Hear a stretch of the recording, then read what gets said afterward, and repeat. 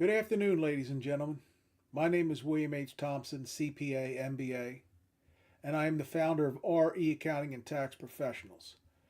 We help real estate investors maximize return on investment through expert tax strategies, while at the same time helping them to build and sustain a legacy. Welcome to Free Information Friday. Today I'm going to discuss repairs and maintenance versus capital improvements. So let's start with repairs and maintenance. Repairs and maintenance can be deducted against your income for the property in the year that you actually pay for those repairs and maintenance. Now, capital improvements are larger in nature, and they must be capitalized and depreciated over the life of the property. For example, let's say that you purchase a new roof.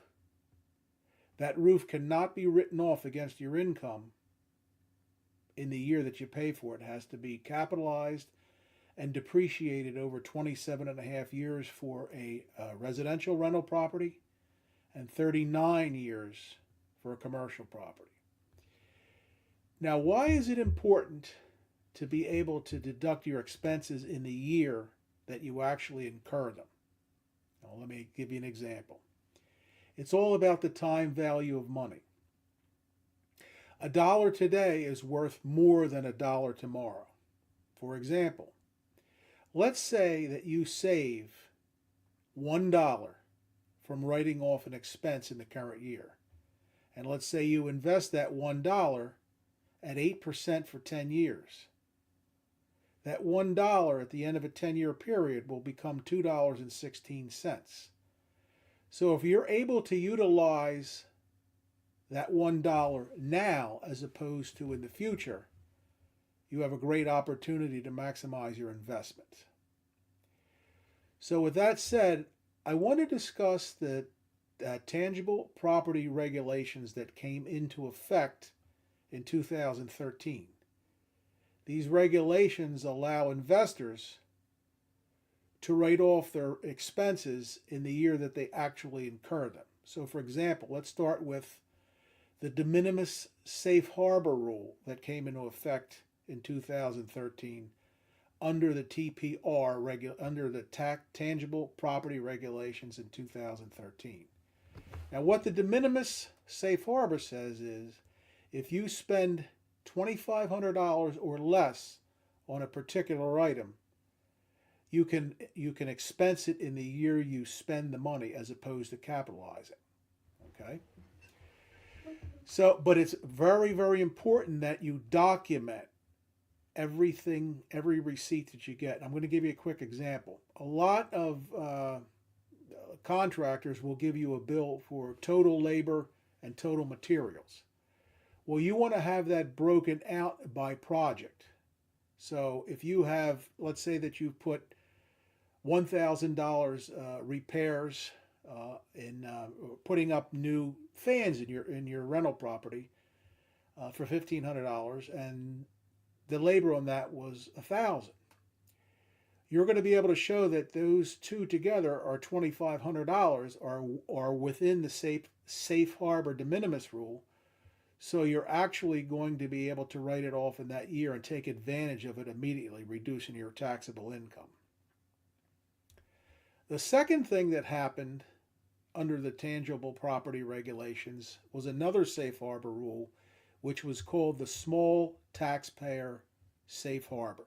And what that means is this: if your gross receipts are under $10 million and your adjusted basis of your property is under $1 million, if you have expenses that are $10,000 or 2% of your adjusted basis, you're going to be able to write them off in the year that you purchased it. For example, let's say that you have a $500,000 unadjusted basis in a property. 2% of that is $10,000. Now let's say that you purchased a brand new HVAC system for the property that cost $9,500. Well, instead of capitalizing that and depreciating it over 27 and a half years, Because it is less than $10,000, you're going to be able to write the $9,500 all off in 1 year. Now that's a huge benefit for you because you're actually going to reduce all of your rental income by $9,500, and that is very powerful. As I pointed out, the value of $1 today is much more valuable than $1 tomorrow. So stay focused on that rule. And the last one of the safe harbor rules that came into being under the tax tangible property regulations is routine maintenance. Example: let's say that you have a property where you're going to replace the carpet every time your tenant moves out. Let's say they move out every 3 years. Well, the class life of carpet is 5 years.